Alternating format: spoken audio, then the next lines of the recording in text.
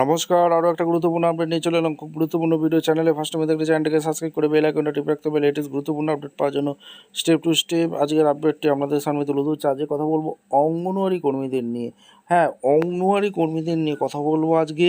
বাজেটের আগেই শেষ মুহূর্তের চিঠি গেল মন্ত্রীর কাছে। বেতন বৃদ্ধি কী হবে, কী আপডেট উঠে আসছে আজকের এই ভিডিওতে বিস্তারিতভাবে ব্যাখ্যা করছি। চ্যানেলে ফার্স্ট টাইম দেখলে চ্যানেলটাকে সাবস্ক্রাইব করে বেল আইকনটা টিপে রাখতে হবে লেটেস্ট গুরুত্বপূর্ণ আপডেট পাওয়ার জন্য।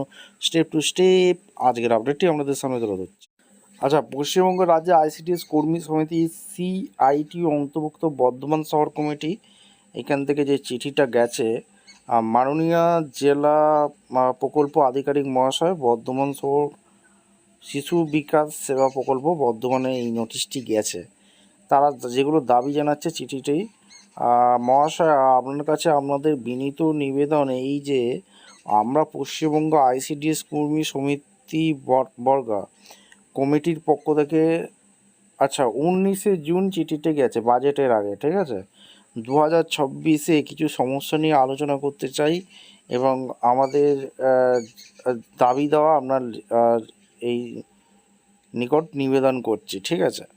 লেখাটা একটু অস্পষ্ট, পড়তে একটু প্রবলেম হচ্ছে। প্রতি মাসে অনারিয়াম দিতে হবে এবং বাজারের অনুযায়ী ডিম সবজির দাম দিতে হবে। বর্তমানে ডিমের দাম 8 টাকা। বেনিফিশিয়ারির ডিম খাওয়াতে গেলে অবিলম্বে ডিমের দাম বৃদ্ধি করতে হবে।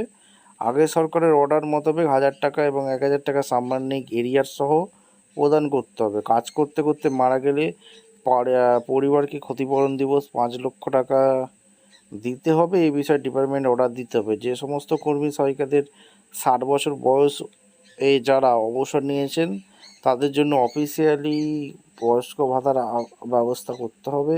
অবিলম্বে শূন্যপদ পূরণ করতে হবে। আইসিডিএস কর্মীদের নিয়ে সমস্ত কাজ করানো যাবে না। যদি করানো হয় অফিসিয়ালি অর্ডার কপি দিতে হবে।